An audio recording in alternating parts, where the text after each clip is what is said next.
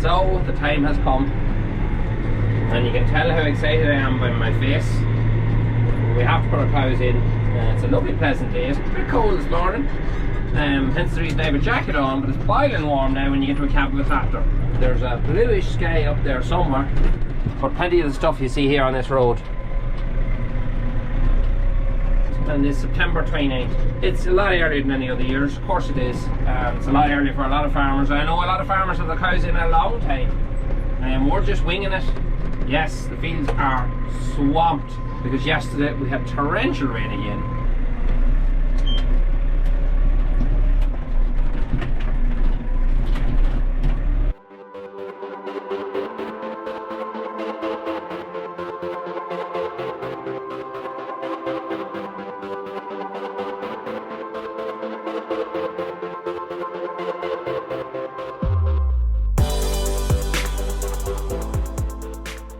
So that's the setup for the day. I'm going to take these ones first. We didn't put paint on these bales and there's no holes in them. Birds didn't touch them. And I have actually noticed, for some weird reason, very little birds about this year. Very little crows. Normally this place would be a hive with them. I'm not missing them. I'm definitely not missing the crows. And the fact that there's no holes in our bales, despite not painting these few. Happy.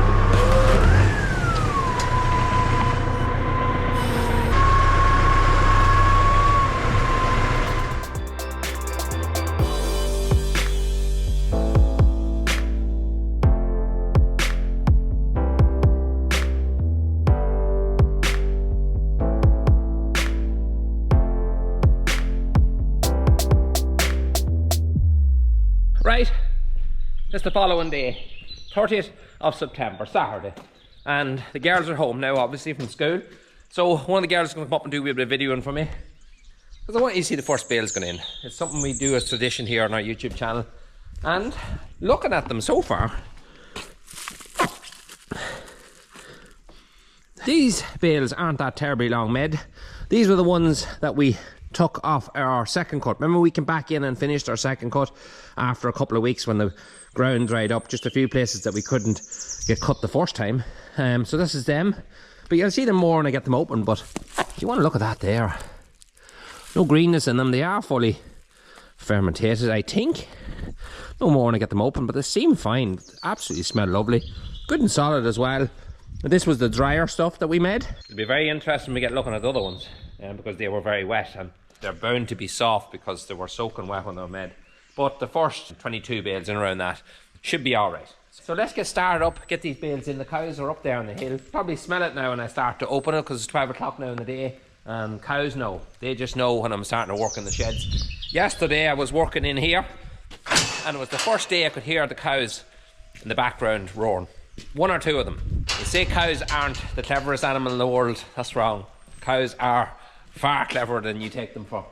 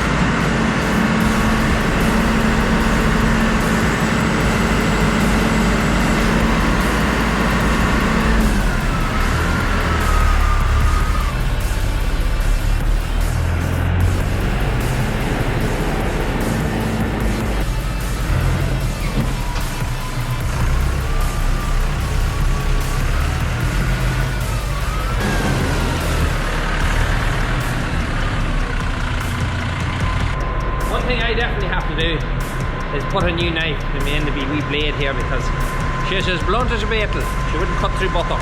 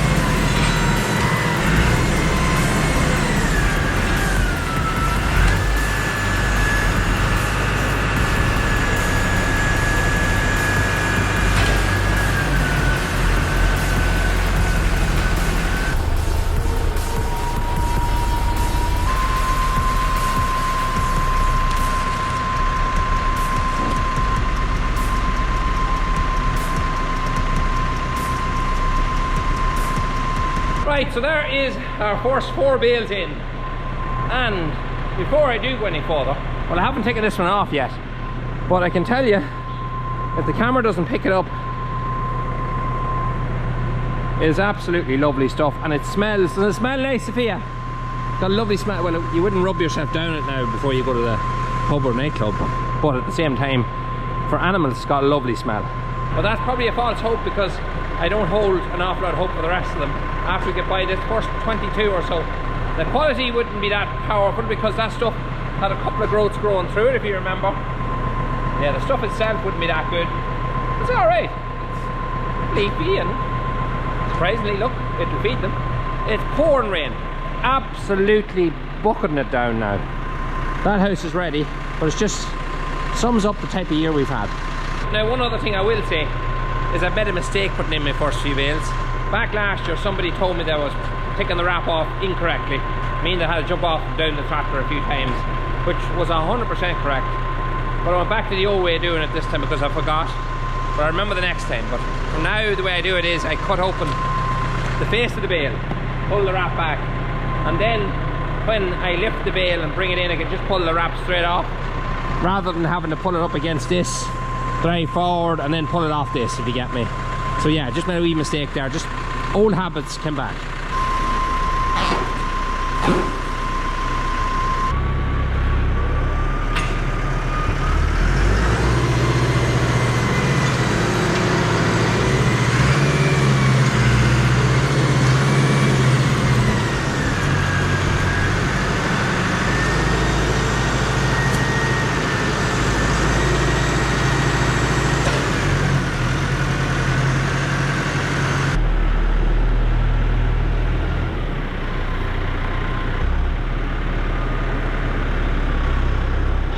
Right, Sophia's hard job done for me. Thank you, Sophia. I just broke it up into 2 wee bits here because I don't want the cows fighting, and I don't want to put in 2 bales. I always get frightened when I put in silage at the beginning because cows eat a lot of it coming up until Christmas. But then when cows calve and things like that start to happen, I find that actually cows don't eat as much. It slows down a lot from January onwards. So the first few months is always, you're looking at the pit or you're looking at your bales saying, Jesus, they're going through it very fast. It's always the same thing every year. But they slow down. When January, February, March comes, they tend to slow down an awful lot.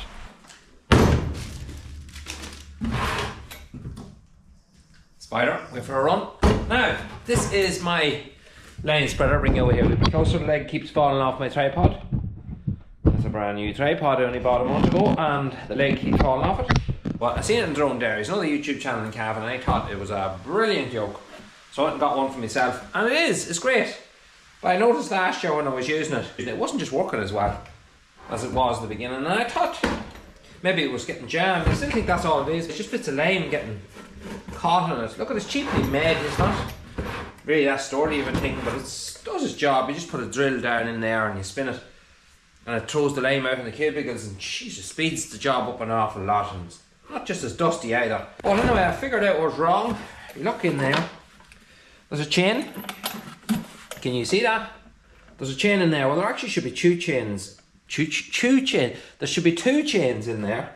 There's another hole. I'll get the light in here and I'll show you. There's another hole there. Can you see it? Well, there should be another chain on that. There should be two chains.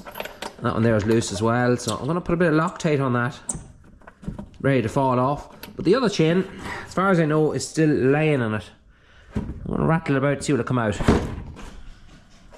There it is. Alright. So the link is still on it, but the bolt is missing. Is the bolt gone? It'd be a miracle if the bolt was still in it. No. But it's only a chain with a link on it. That's all it is. And just a wee shaft spins and it throws the lime out. But believe it or not, if that chain's missing like that, that would have a big effect on it. Because that's the bottom one, and that's the one that throws it out on the bottom and shoves it down to that hole, and then there's a wee spinner in here that turns with the drill and just fires it out nearly like a fertiliser spreader. Let's put that back on. Another wee thing there missing as well, I see now. That's, oh yeah. Okay, so now we're seeing more of what's going on here. There's a grub screw missing of that as well. This thing has shook itself apart, that's all that's wrong. So that guy there allows, you can open it and close it, let the lime in and out, if you don't want to put on too much. I never even noticed that before, but it's like a little adjustment you'd have in a fertiliser spreader. I'm going to spit out my nuts here and see which one fits. I mightn't have that size. Next time I'm at the co-op, I'm going to pick up a heap of different size nuts and bolts. Shocking handy to have for things like this. If in doubt, hammer it out. There we go. Alright, now we can get a washer and then a split washer on that to keep it from moving. Alright, that's tight.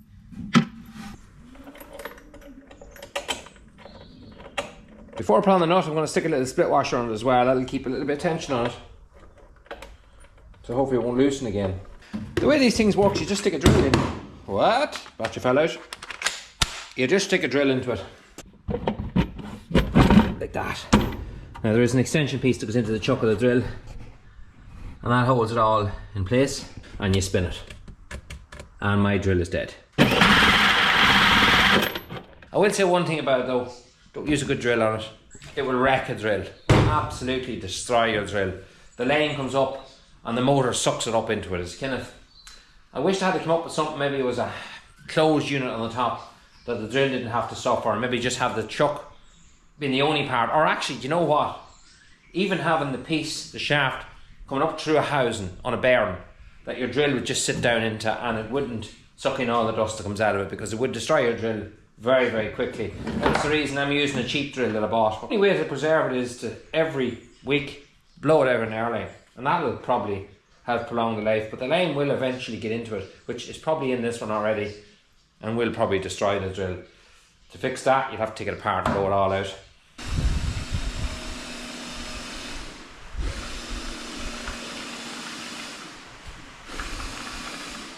Well, that's a good start. The battery's dead.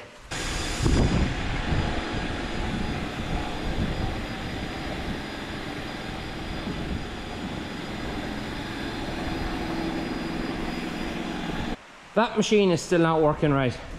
It should fire out far more lime than that. It's putting it out way too fine, so I'm gonna have to have a look at it again.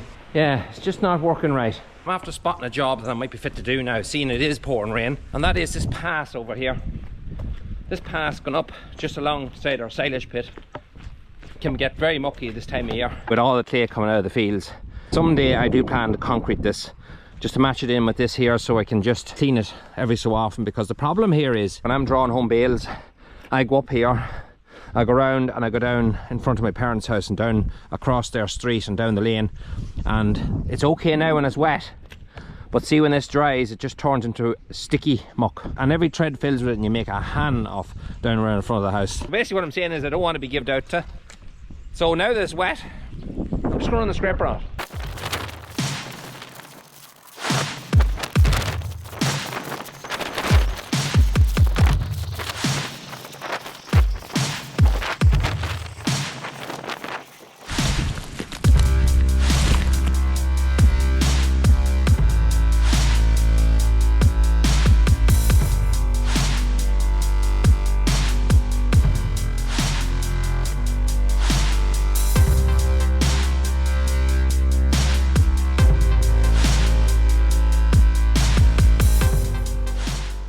So I'm just telling the girls here cleaning the lane today, and they noticed it straight off the bat, didn't you? Didn't you? Yeah. Never noticed a bit of it. There could have been a donkey lying in the middle of it and then I walked by it. You can see the characteristics now of why it's going to be their first night in. And that is them standing at the gate looking to get in. Nicole's going to bring them all in, and Sophia's going to hold the camera for me when I move a fence. Be interesting to see what this field is like, because I put this fence up yesterday evening and it wasn't great on the foot, I can tell you that. And there's fell a lot of rain since that, so let's get this buck here.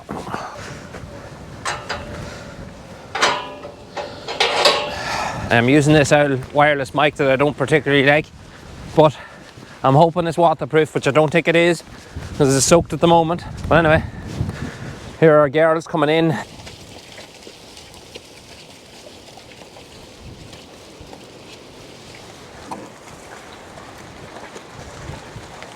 You see the backs of the hedges where they're looking to get some shelter. When cows are doing that, especially when it comes into night time. Like, look at this here, like,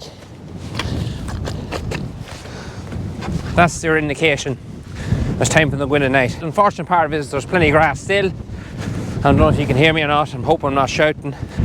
Yeah, could have lovely to been able to keep them out for another 2 weeks, but that is not the case this year. But normally we wouldn't have our cows in full time until around Halloween, and they'd normally be in at night about a week before that. So we're about 2.5 weeks or so premature bringing them in, which, you know what, you'll hope you'll make it up in the springtime. So I'm just taking down this here. I'm going to split it in two. I'm not going to hold them back.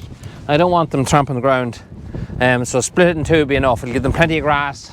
And when there's plenty of grass in front of them, they'll not tramp as much looking around or walking around. So I'm actually pleased. I'm not pleased they're going in, but I'm pleased that they haven't tore the field to actual bits. I thought this was going to be a real mud fest when I came in here this evening. Oh, as I just found out there when I walked into this. But I thought it'd be a lot worse. So that's a dry hill above us.